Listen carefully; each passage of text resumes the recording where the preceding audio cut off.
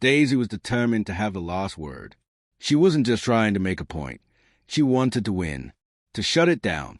In her haste to land the final blow, she didn't realize how sharp her words were. Then she said it. "You argue too much for a man. No wonder you're so small down there." The moment the words fell from her lips, everything changed. The energy in the room didn't explode into rage. It just deflated. All the tension that had built up during the argument dissolved into a silence that felt deafening. Raymond didn't shout. He didn't snap back. No insult. No protest. He simply froze. His jaw tightened. His fists clenched just enough to be noticeable.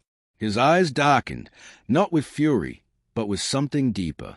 It was pain. It was shame. She had unknowingly peeled open a wound he had buried long ago. Without a word, he turned and walked away. Daisy stood still, waiting. Surely, he'd return, yell, throw back a jab, anything. That was their pattern. That's how their fights always went. But he didn't come back.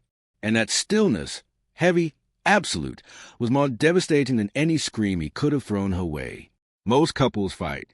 Voices rise, doors slam, feelings get hurt. But eventually, they circle back, reconnect, apologize in some form or another. That's how it had always been for Daisy and Raymond. Their marriage wasn't flawless, but it had a rhythm. Arguments followed by some messy, imperfect truce. This time was different. That night, Raymond never returned to their bed. At first, Daisy thought he was just cooling off, giving himself space. She assumed he'd slip into bed once she was asleep, and by morning, things would feel more normal. But when she rolled over the next day, his side of the bed was untouched, neatly made, cold. A chill crept into her chest. This wasn't like him. No matter how intense the arguments got, he always stayed, even if only physically. She climbed out of bed and walked through the house, expecting to find him in the kitchen, maybe on the couch. Instead, she found him in the guest room. He was sitting on the edge of the mattress, hunched slightly, withdrawn. Not sulking, not furious, just vacant. She stood in the doorway, uncertain, waiting for him to break the silence. But he didn't. So she spoke. "Raymond." "Nothing. Why are you sleeping in here?" Still no response. She pushed a little further, asking if he was still upset, if he planned to come back to bed.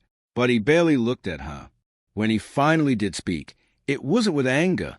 It wasn't even a plea for her to understand the hurt she'd caused. It was quiet. Too quiet. A silence so thick, it said more than words ever could. Days passed, and nothing changed. At first, Daisy convinced herself he just needed time, that he'd come around, that they'd move past it like they always did. But they didn't. Raymond pulled away completely. If she entered a room, he'd leave. If she tried to talk, he barely acknowledged her. If she reached out to touch him, he recoiled. It wasn't just resentment. It was something far heavier, something final. It was like he had quietly removed her from his world. Desperate, Daisy tried everything she could think of to reach him. She cooked his favorite meals, hoping the familiar warmth of home would melt the wall he'd built. But he barely touched his food. She left notes, did small, thoughtful things, her version of apologies through action, since the words felt too fragile. Nothing worked.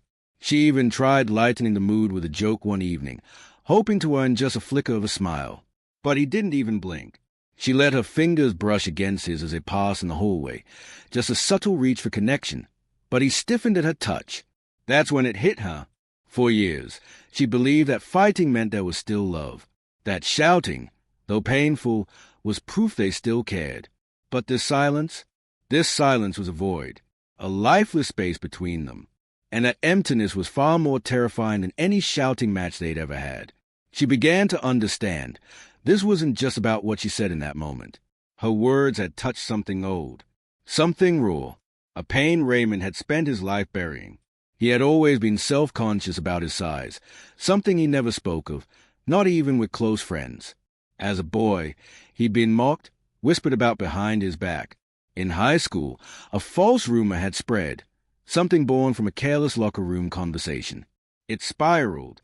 He still remembered the look on the girl he liked when she heard it. Not anger, not sympathy, just indifference, as if In her eyes, he no longer existed. That moment haunted Raymond into adulthood. No matter how deeply he buried it, the insecurity never truly left him. It clung to the edges of his confidence like a shadow. His last serious relationship had ended in the most devastating way imaginable. He had come home early one evening, only to find his girlfriend in bed with someone else.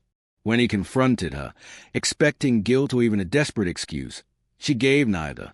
She simply shrugged and said coldly, "You just don't satisfy me." That sentence broke something inside him. From that day on, he sealed off his pain, refusing to let anyone close enough to see it. He crafted a version of himself that seemed strong, composed, untouchable. He told himself he had moved on. And then he met Daisy. She was different. With her, he didn't feel inadequate. He didn't feel the need to constantly prove his worth. She made him feel whole, seen. He believed she loved the real him, the parts he hid from everyone else. He truly thought the past was behind him. Until that night. You argue so much for someone who's barely a man. No wonder you're so tiny down there.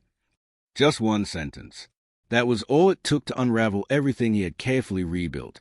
Suddenly, he was no longer standing in their home. He was back in the high school hallway, hearing laughter behind his back. He was back in that bedroom, hearing the indifference in another woman's voice. But this time, the cruelty didn't come from a stranger or a disloyal ex. It came from Daisy, the one person he thought would never cut him that deeply. And for the first time in their marriage, he wasn't sure if he could ever look at her the same way again. Daisy, on the other hand, held on to hope. She thought, given enough time, things would return to normal. But as the days passed, Raymond only grew more distant. One evening, determined to reach him, she walked into the guest room where he had been staying. She expected to find him scrolling through his phone or lying on the bed. Instead, the room was empty, except for the soft sound of running water from a bathroom.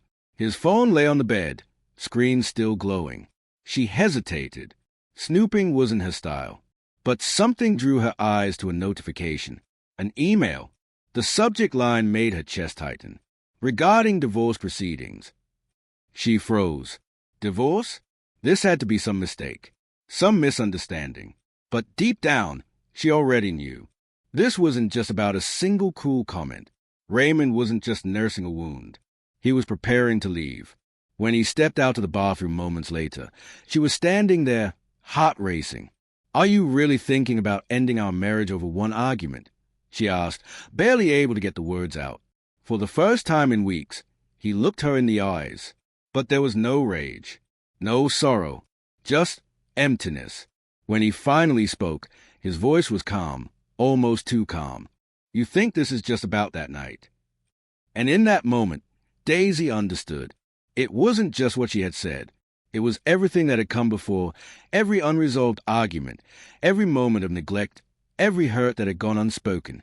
That night wasn't the beginning. It was a breaking point. Desperate, she did everything she could to mend the damage. She apologized again and again, not only with words, but with actions. She cooked his favorite meals, left handwritten notes, tried to spark conversation about anything, his day, the weather, old memories. But his replies were brief, mechanical. The warmth was gone, and that terrified her more than anything. She could feel it in his silence.